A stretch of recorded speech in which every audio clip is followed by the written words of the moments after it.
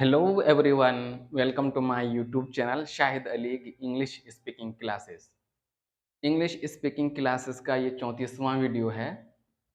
इससे पहले वीडियो में हम विल बी अबाउट टू और शैल बी अबाउट टू पर डिटेल में बात कर चुके हैं और विल बी अबाउट टू और शैल बी अबाउट टू का मीनिंग क्या है और इससे सेंटेंस कैसे बनता है डिटेल में हम समझ चुके हैं।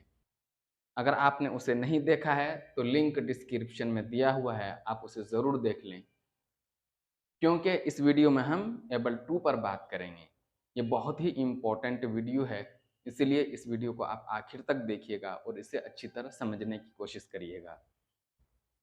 तो इससे पहले कि हम टॉपिक पर बात करें, मेरे इस चैनल को आप लाइक करें और सब्सक्राइब ज़रूर कर लें ताकि मेरे आने वाले वीडियोज़ के बारे में आपको अपडेट मिलता रहे। तो आइए अब टॉपिक पर बात करते हैं और जानते हैं कि एबल टू का मीनिंग क्या है और एबल टू का यूज़ किस तरह होता है। अगर हमें किसी ऐसे काम के बारे में बतलाना हो जिसको करने के लिए हमारे अंदर काबिलियत, क्षमता, सलाहियत या योग्य की ज़रूरत पड़ती है, तो उस वक्त एबल टू का यूज़ करते हैं। जैसे अगर कोई बीमार है, बहुत ज़्यादा कमज़ोर हो गया है, डॉक्टर ने उसे बात करने से, उठने बैठने से मना कर दिया, तो हम उसके बारे में क्या बोलते हैं कि वो अभी चलने के काबिल नहीं है, वो उठने के काबिल नहीं है, वो बात करने के काबिल नहीं है। और अगर मेरे पास बहुत सारा पैसा है, सब कुछ है मेरे पास, तब हम क्या कहते हैं, मैं तुम्हारी मदद करने के काबिल हूँ। अगर मेरे पास बहुत ज़्यादा नॉलेज है, तब हम क्या कहते हैं, मैं तुम्हें पढ़ाने के काबिल हूँ। और अगर मेरे पास खुद पैसा नहीं है, मैं दूसरों से माँग के काम चला रहा हूँ, उस वक़्त अगर मुझसे कोई पैसा माँग ले, मदद माँग ले, तब हम क्या कहते हैं, यार मैं तुम्हारी मदद करने के काबिल नहीं हूँ। तो ऐसा काम जिसको करने के लिए काबिलियत, क्षमता, सलाहियत या योग्य की ज़रूरत पड़ती है, उसको बतलाने के लिए क्या आता है इंग्लिश में? एबल टू आता है। तो एबल टू का मीनिंग क्या होता है? काबिल है या लायक है। तो इससे सेंटेंस कैसे बनता है? सबसे पहले सब्जेक्ट लगाता है, फिर इज़, एम या आर लगा देते हैं, फिर एबल टू, फिर वर्ब, फिर ऑब्जेक्ट। इस किसके लिए आता है आपको पता है? सिंगुलर, अगर सब्जेक्ट सिंगुलर हो यानी काम करने वाला एक हो तो इज लग जाएगा, और अगर काम करने वाला आई हो, आई, तो वहां क्या लग जाएगा? एम। और अगर सब्जेक्ट प्लूरल हो यानी एक से ज्यादा काम करने वाला तो उस वक्त आर लग जाएगा, फिर एबल टू, फिर वर्ब, फिर ऑब्जेक्ट। जैसे वो यहां आने के काबिल है।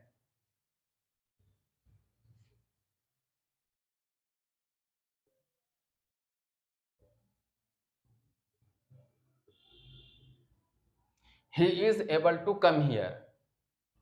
मैं इंग्लिश बोलने के काबिल हूं।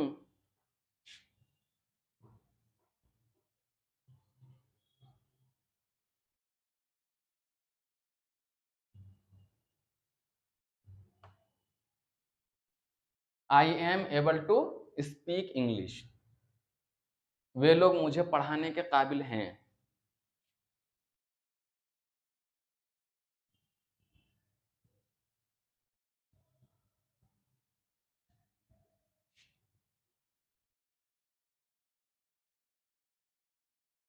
दे are able to teach me. तुम मुझसे मिलने के काबिल हो।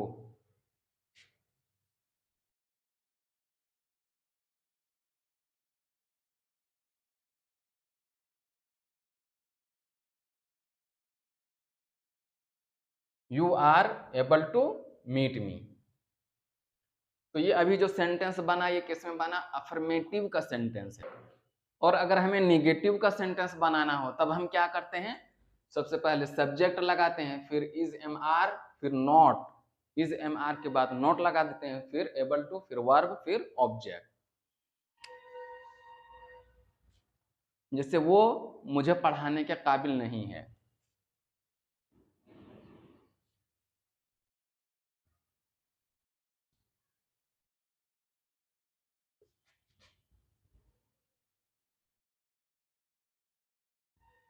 ही is not able to teach मी। मैं तुम्हारी मदद करने के काबिल नहीं हूं।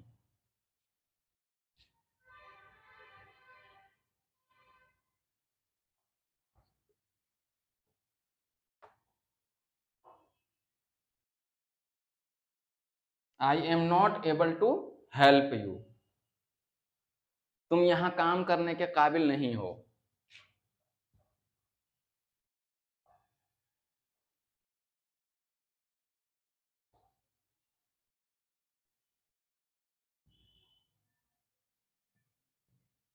You are not able to work here, वे लोग मुझसे बात करने के काबिल नहीं हैं।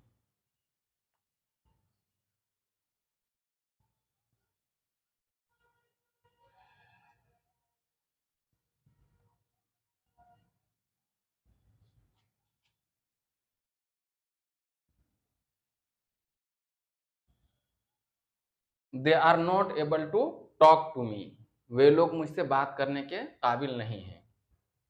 और अगर हमें सिंपल इंट्रोगेटिव का सेंटेंस बनाना हो, सिंपल इंट्रोगेटिव क्या होता है, यानी ऐसा क्वेश्चन जिसका जवाब यस और नो में हो, या हिंदी या उर्दू में सबसे पहले क्या आता हो।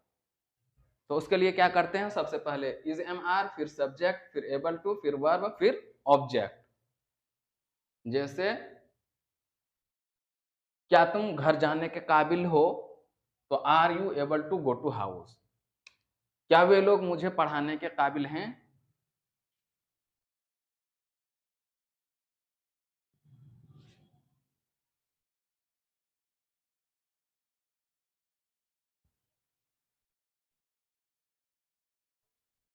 Are they able to teach me, क्या मैं इंग्लिश बोलने के काबिल हूं।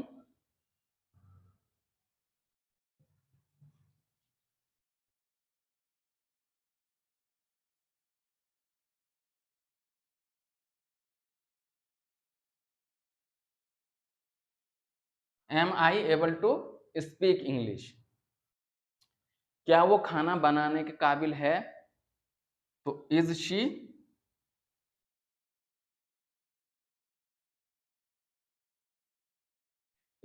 एबल टू कुक फूड, क्या वो खाना बनाने के काबिल है।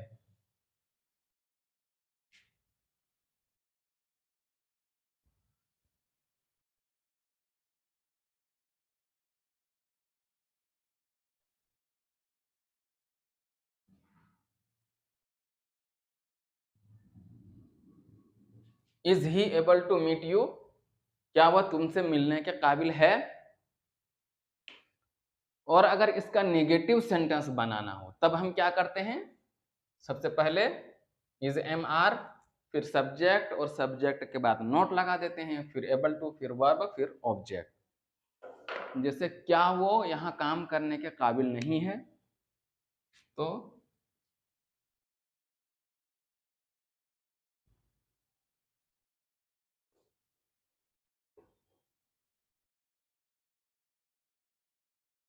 Is he not able to work here,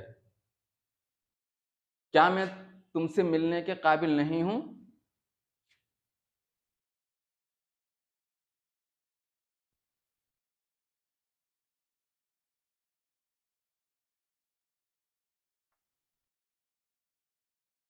M I not able to meet you, क्या वे लोग मुझे मदद करने के काबिल नहीं हैं।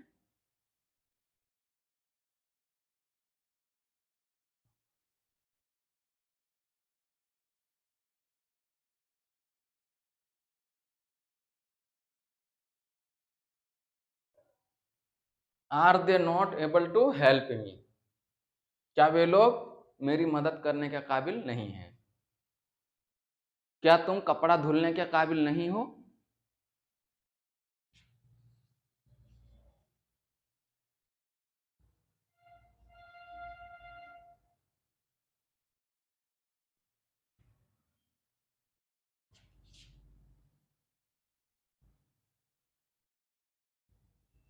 Are you not able to wash clothes.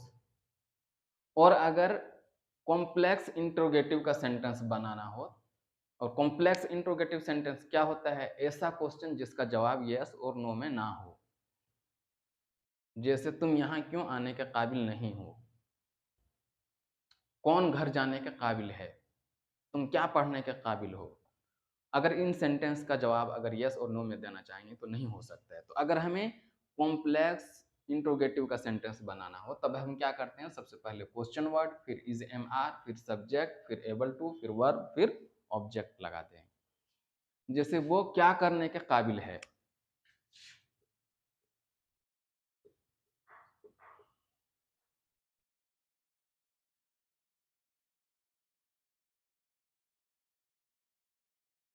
What is she able to do? वो क्या करने के काबिल है। मैं क्या पढ़ने के काबिल हूँ।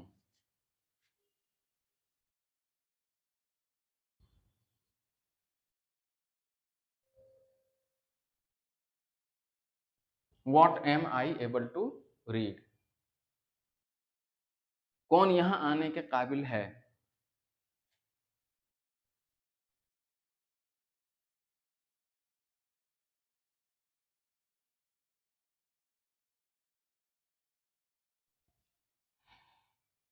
Who is able to come here? तुम किससे मिलने के काबिल हो।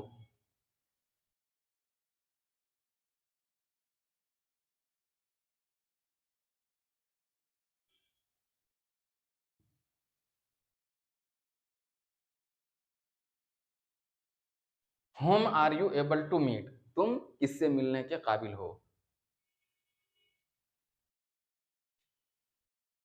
वे लोग कहाँ रहने के काबिल हैं।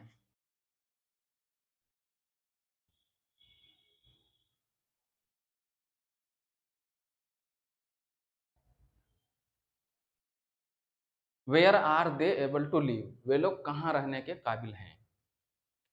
और अगर हमें इसका नेगेटिव सेंटेंस बनाना हो, तब हम क्या करते हैं, क्वेश्चन वर्ड, फिर इज एम आर, फिर सब्जेक्ट, और सब्जेक्ट के बाद नॉट लगा देते हैं, फिर एबल टू, फिर वर्ब, फिर ऑब्जेक्ट। जैसे तुम क्या करने के काबिल नहीं हो, तो क्या होगा।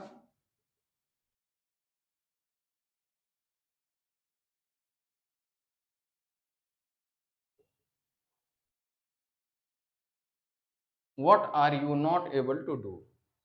तुम क्या करने के काबिल नहीं हो। कौन मुझे पढ़ाने के काबिल नहीं है।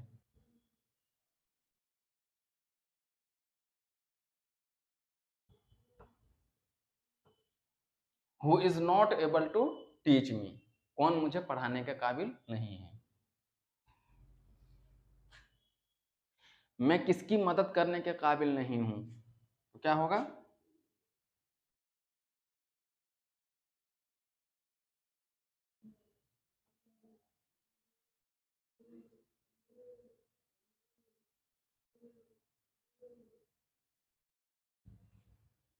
हम am I not able to help? मैं किसकी मदद करने के काबिल नहीं हूं। वे लोग कहां जाने के काबिल नहीं हैं, तो क्या होगा।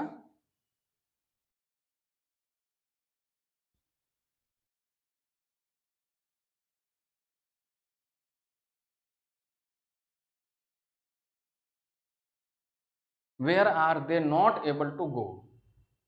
वे लोग कहां जाने के काबिल नहीं हैं।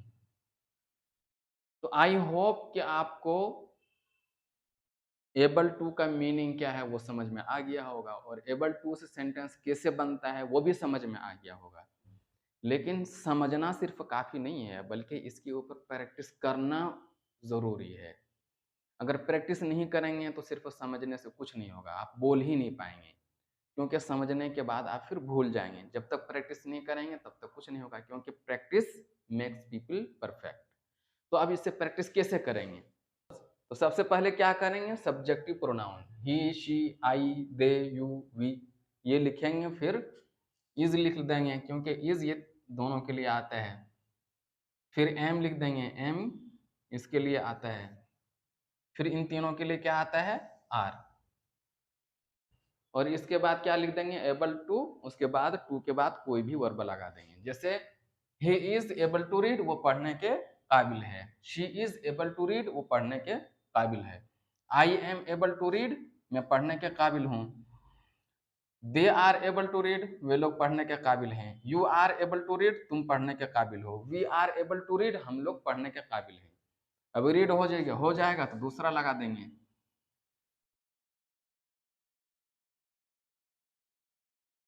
ही इज एबल टू एब्यूज, वो गाली देने के काबिल है। She is able to abuse, वो गाली देने के काबिल है। I am able to abuse, मैं गाली देने के काबिल हूँ।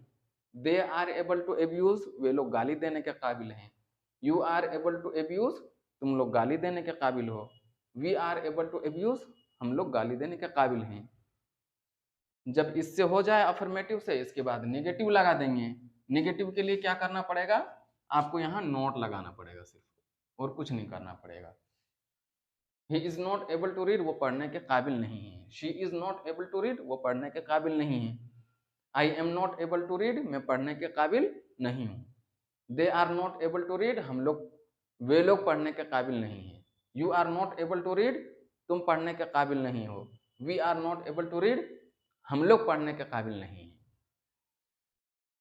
और जब इससे हो जाए तो इसके बाद क्या करेंगे आप, क्वेश्चन वाला भी करेंगे। वो कैसे करेंगे, उसके लिए क्या करेंगे, इज एम आर जो इधर था इधर ले आएंगे।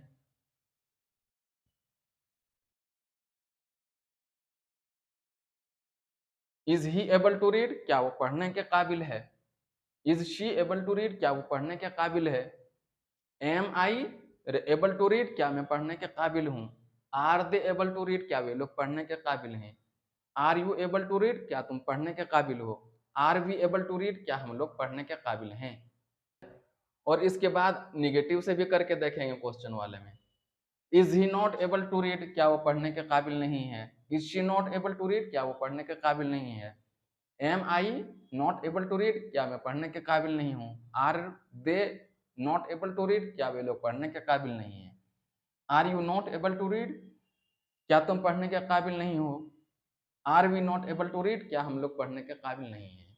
तो इस तरह आप सबसे प्रैक्टिस करेंगे, एटलीस्ट 10 वर्ब से आप जरूर प्रैक्टिस करेंगे, तभी आपकी फ्लो हो सकती है। अगर आप करेंगे तो आप बहुत जल्दी इंग्लिश बोल जाएंगे, और आपको कुछ इसके अलावा आपको कुछ नहीं करना पड़ेगा। स्पीड भी आपकी बढ़ेगी और इंग्लिश बोलना भी आप सीख जाएंगे। अगर इसके बाद भी आपको सेंटेंस बनाने में किसी तरह की प्रॉब्लम हो तो आप मुझे कमेंट करके बता सकते हैं। और ये वीडियो आपको कैसा लगा और मेरे पढ़ाने का स्टाइल कैसा लगता है आपको, ये आप कमेंट करके मुझे ज़रूर बताइएगा। अब इसके बाद हम नेक्स्ट वीडियोज़ में मिलते हैं।